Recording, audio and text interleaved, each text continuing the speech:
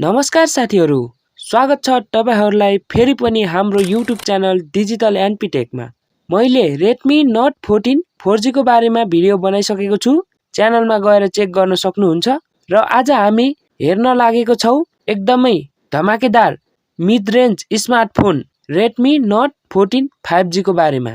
यो फोनले बजेट सेगमेन्टमा कस्तो परफर्मेन्स दिन्छ, गेमिङ परफर्मेन्स कस्तो छ, क्यामेरा राम्रो छ कि छैन, ब्याट्री ब्याकअप कतिसम्म टिक्छ र सबैभन्दा इम्पोर्टेन्ट यो फोन किन्न उपयुक्त छ कि छैन भन्ने बारे यो भिडियोमा म तपाईहरुलाई Redmi Note 14 5G को बारेमा फुल डिटेल रिभ्यु दिनेछु, कम्प्लिटली नेपाली ल्याङ्ग्वेजमा। भिडियो लास्टसम्म हेर्नु होला किनभने लास्टमा म यो फोनको राम्रो पक्ष, नराम्रो पक्ष र अन्तिम निष्कर्ष पनि दिनेछु। अनि यदि तपाईलाई टेक्नोलोजी रिलेटेड भिडियो मन पर्छ भने च्यानललाई सब्स्क्राइब गर्न नबिर्सिनु होला। सबैभन्दा पहिले कुरा गरौँ यसको डिजाइनको। Redmi Note 14 5G हेर्दा एकदम प्रिमियम फिल दिने स्मार्टफोन हो। यो फोनको ब्याक साइड ग्लोसी फिनिशमा आउँछ जुन लाइट पर्यो भने राम्रो रिफ्लेक्सन दिन्छ। क्यामेरा मोडुल हल्का फ्ल्यागशिप स्टाइलमा डिजाइन गरेको छ। हातमा समात्दा फोन एकदम कम्फर्टेबल फिल हुन्छ। यसको वेट 190 ग्राम रहेको छ, सो लङ टर्म युज गर्दा प्रब्लम हुँदैन। साइड फ्रेम प्लास्टिक हो तर फिनिश चाहिँ प्रिमियम छ। पावर बटन र भोल्युम बटन राइट साइडमा दिएको छ। तलतिर type C port, speaker grille र सिम ट्राई छ। फोनमा डुअल स्टेरियो स्पिकर दिएको छ जुन मल्टिमिडिया एक्सपिरियन्सको लागि राम्रो कुरा हो। अनि एकदम राम्रो कुरा के छ भने यो phone IP64 water and dust रेसिस्टेन्ससँग आउँछ। मतलब हल्का पानी परेको या डस्ट इन्भाइरोमेन्टमा युज गर्दा टेन्सन लिन पर्दैन। अब कुरा गरौँ डिस्प्लेको।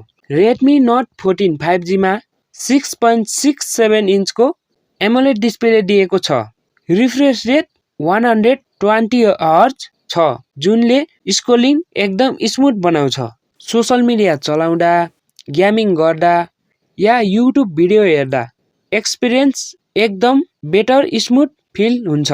कलर एकदम भाइब्रेन्ट देखिन्छ बिकज एमोलेड पेनल हो। ब्ल्याक लेभल डिप छ र कन्ट्रास्ट पनि एकदम राम्रो छ। आउटडोर ब्राइटनेस पनि डिसेन्ट छ। 2100 निट सम्मको ब्राइटनेस दिएको छ। घाममा युज गर्दा स्क्रिन क्लियर देख्न सकिन्छ। नेटफ्लिक्स, युट्युब, टिकटक युज गर्ने युजरको लागि यो डिस्प्ले एकदम पर्फेक्ट फिल हुन्छ।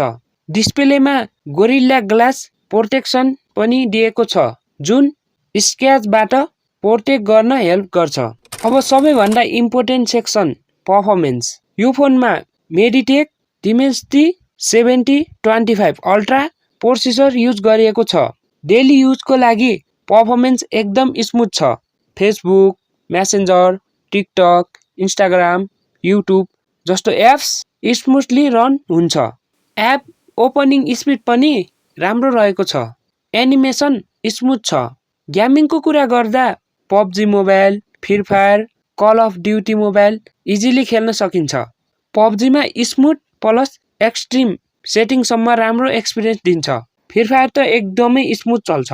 लङ गेमिङ सेसनमा हल्का हिटिङ फिल हुन सक्छ तर डेन्जरस लेभलको हिटिङ चाहिँ हुँदैन। यो प्राइस रेन्जमा गेमिङ परफर्मेन्स चाहिँ एकदम इम्प्रेसिभ छ।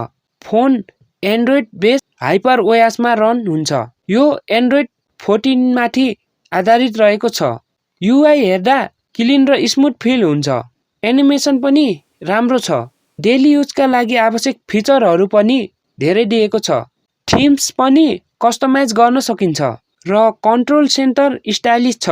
अलवेज ओन डिस्प्ले सपोर्ट छ तर Xiaomi को फोनमा हल्का ब्लोकवेयर एप्स चाहिँ देख्न सकिन्छ। धेरै एप्स अनइन्स्टल गर्न सकिन्छ। अब सफ्टवेयर अपडेटको कुरा गर्दा Xiaomi ले नर्मल्ली राम्रो सपोर्ट दिन्छ। 2 वर्षको ओएस सफ्टवेयर अपडेट दिने कुरा गरिएको छ र 4 वर्षको सेक्युरिटी ग्यारेन्टी दिएको छ र अब आउँछ सबैभन्दा interesting section, camera. Redmi note 14 5G मा मेन क्यामेरा सेटअप एकदमै राम्रो दिएको छ। यसमा मेन क्यामेरा 108 मेगापिक्सलको दिएको छ, जसले डेलाइटमा फोटो एकदमै डिटेल्स आउँछ। रेडमी नोट 14 5G मा फोटोको कलर नेचुरल देखिन्छ। यसको डाइनामिक रेन्ज पनि राम्रो छ। Sky shut, human photo, nature photo सबै राम्रो निस्किन्छ। पोर्ट्रेट मोडमा पनि ब्याकग्राउन्ड ब्लर राम्रो आउँछ। एज डिटेक्सन पनि डिसेन्ट छ। नाइट मोड युज गर्दा लो लाइट फोटो पनि एभरेज भन्दा बेटर आउँछ।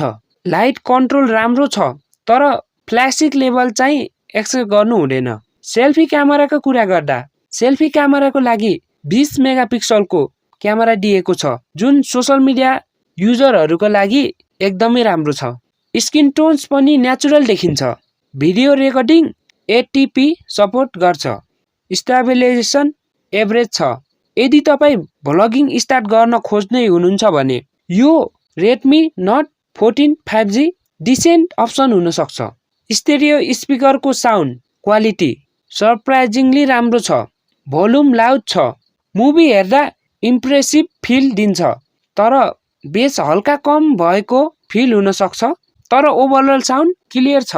हेडफोन युज गर्नेहरूका लागि अडियो एक्सपिरियन्स राम्रो रहेको छ।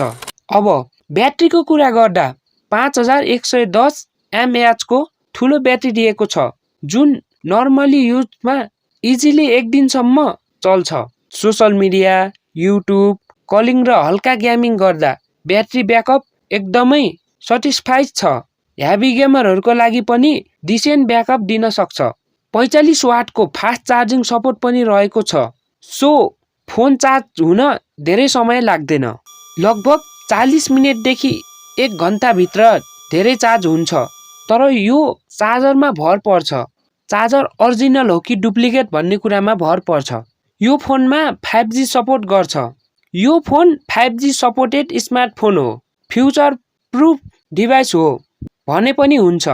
वाइफाई कनेक्सन स्टेबल छ। ब्लुटुथ कनेक्सन पनि फास्ट छ। कल क्वालिटी क्लियर छ। फिङ्गरप्रिन्ट सेन्सर फास्ट छ र फेस अनलकले पनि क्विकली रेस्पोन्स दिन्छ।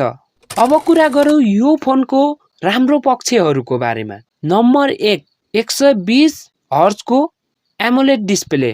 Number 2 smooth performance. Number 3 good battery life. Number 4 premium design. Number 5 stereo speaker र नम्बर 6 मा रहेको छ डिसेन्ट क्यामेरा र पर्फर्मेन्स। अब कुरा गरौँ रेडमी नोट 14 5G को विक पोइन्टको बारेमा अथवा नराम्रो पक्षको बारेमा। नम्बर 1 क्यामेरा लो लाइटमा एभरेज छ। नम्बर 2 साउमीको ब्लटवेयर एप्स। नम्बर 3 हेभी गेमिङमा हल्का हिटिङ फिल हुन सक्छ। आदि रेडमी नोट 14 5G को कमजोर पक्षहरू अथवा विपक्षहरू हुन्। अब फाइनल निर्णयको कुरा गर्दा यदि तपाईँ बजेटमा एक स्टाइलिस, स्मुथ र अलराउन्डर 5G स्मार्टफोन खोज्दै हुनुहुन्छ भने रेडमी नोट 14 5G अभियसली तपाईँको लागि राम्रो अप्सन हुन सक्छ। विशेष गरी student, gamer, social media user र नर्मल डेली युजरको लागि यो phone value of money device हो। यो प्राइस रेन्जमा रेडमीले एक ब्यालेन्स स्मार्टफोन लन्च गरेको छ। क्यामेरा डिसेन्ट रहेको छ, ब्याट्री राम्रो छ, डिस्प्ले एकदम स्ट्रङ पोइन्ट हो र पर्फर्मेन्स पनि रिलायबल छ। सो ओभरअलमा यो फोनलाई म डिसेन्ट रेटिङ दिन्छु। अब कुरा गरौँ मूल्यको। 6GB 128GB स्टोरेजलाई रु 24,999 र 8GB 256GB स्टोरेजलाई 29,999। यो मूल्य बजार र भेरिएन्ट अनुसार अलि फरक पर्न सक्छ। यदि तपाईँले हेभी गेमिङको लागि, राम्रो क्यामेरा क्वालिटीको लागि मोबाइल खोज्दै हुनुहुन्छ भने रेडमी नोट 14 5G अलि राम्रो अप्सन नहुन सक्छ। तर बजेट फोनको तुलनामा रेडमी नोट 14 5G तपाईँको लागि राम्रो अप्सन हुन सक्छ। तपाईँलाई यो फोन कस्तो लाग्यो कमेन्टमा भन्न नभुल्नु होला। अनि यदि यो भिडियो तपाईँलाई हेल्पफुल लाग्यो भने लाइक शेयर सब्सक्राइब गर्न नबिर्सिनु होला। फेरि भेटौँला अर्को इन्ट्रेस्टिङ टेक भिडियोमा। त्यतिन्जेलको लागि म बिदा हुन चाहे। धन्यवाद। जय नेपाल।